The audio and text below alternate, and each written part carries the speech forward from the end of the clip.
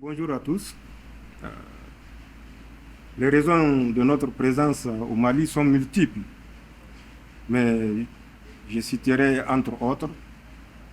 D'abord, c'est pour adresser nos remerciements à son Excellence le Président de la Transition et au vaillant peuple malien, suivi de nos félicitations pour avoir fait de la devise du Mali une réalité. Un peuple, un but, une foi. Vous comprendrez de quoi je parle. C'est une occasion pour commencer la pacification du Sahel de façon générale. Je disais tout à l'heure remerciements parce que nous nous rappelons que le Mali avait déjà le 31 juillet, à travers une déclaration, marqué son désaccord face à toute agression contre la République sœur du Niger.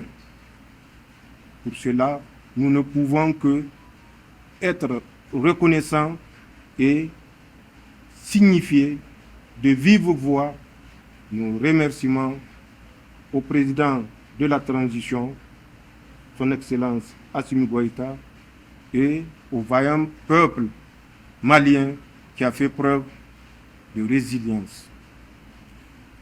Je disais également que nous sommes, comme vous le savez, dans une zone commune qui a été consacrée le 16 septembre 2023, c'est-à-dire l'Alliance des États du Sahel.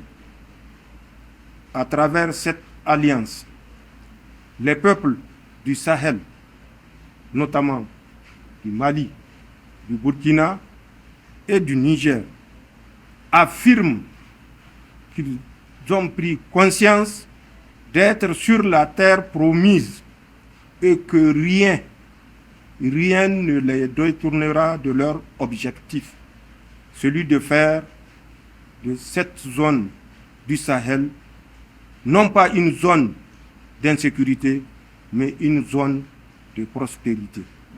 Et cet objectif, nous l'atteindrons, Inch'Allah, avec le concours du peuple à travers la direction éclairée de certains dirigeants, dont notamment mon frère et ami Assimi Goïta. Nous sommes ici pour dire que nous saisissons la portée historique de l'acte que nous avons posé le 16 septembre 2023 et que, avec l'accompagnement des peuples du Burkina, du Mali et du Niger, nous ne faillirons pas. Nous ne reculerons devant aucune menace pour que le peuple qui a placé sa confiance en nous portant le soutien dont nous avons besoin, je disais, pour que nous fassions de ce rêve que ce peuple caressait et caresse soit une réalité absolue. Le Niger fait face à une situation d'embargo. Vous le savez tous. C'est grâce à l'intervention des pays amis, notamment le Mali, le Burkina et beaucoup d'autres que j'éviterai de citer pour ne pas les mettre en malaise face à certains pays de la CEDEAO qui ont choisi la voie du déni. Le déni de notre souveraineté, le déni de notre indépendance et le déni de notre capacité à choisir par nous-mêmes ce qui est bien pour nos peuples. Nous souhaitons, avec l'aide de Dieu, que les peuples qui nous ont fait confiance ne regrettent pas cette confiance qu'ils ont placée en nous. Mais nous pouvons assurer que nous ferons tout. Je dis bien tout pour répondre aux attentes des peuples de l'Alliance des États du Sahel. Par rapport à l'embargo, nous allons solliciter une fois de plus le soutien, même si nous savons qu'il est déjà acquis. Mais nous voulons le renouveler de vive voix, le soutien du Mali, du Burkina et des autres pays pour que cet embargo soit levé. Il paraîtrait que l'objectif de l'embargo était d'exercer une pression sur les autorités, mais c'est sans tenir compte du fait que c'est plutôt le peuple qui souffre. Et nous en sommes conscients et c'est pourquoi nous sommes disposés à échanger, à négocier, mais à négocier avec des gens qui sont animés de bonne volonté, avec des gens sincères, avec des gens qui ont le souci des peuples africains. C'est une très grande responsabilité. Le Mali a ouvert la voie. Le peuple africain compte sur nous. Je disais africain, pas sahélien.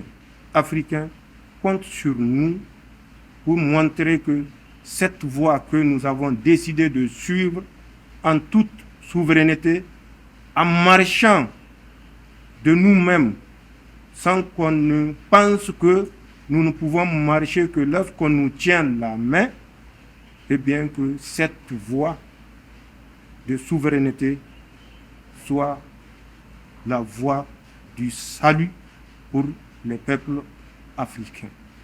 C'est ça l'objectif de ma visite et c'est ce que j'ai une fois de plus réitéré à son Excellence pour que le Mali, comme il l'a fait, soit aux côtés du Niger en tout temps, pour le bien de nos peuples. Et remercier une fois de plus le peuple malien résilient, digne et souverain. Voilà le motif pour lequel je suis parmi vous.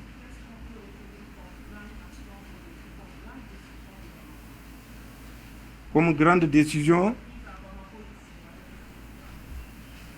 la grande décision prise à Bamako a été déjà une décision prise avant que nous ne soyons à Bamako. C'est le soutien et la détermination des autorités et du peuple malien à cheminer avec les autorités, auprès des autorités et du peuple nigérien. Et ça, quels que soient les obstacles. Et ça nous réconforte de savoir que nous pouvons, quels que soient les obstacles, compter sur le soutien du Mali, qui de reste n'était pas une surprise pour nous, ni une découverte. Nous en étions convaincus avant d'atterrir à Bamako.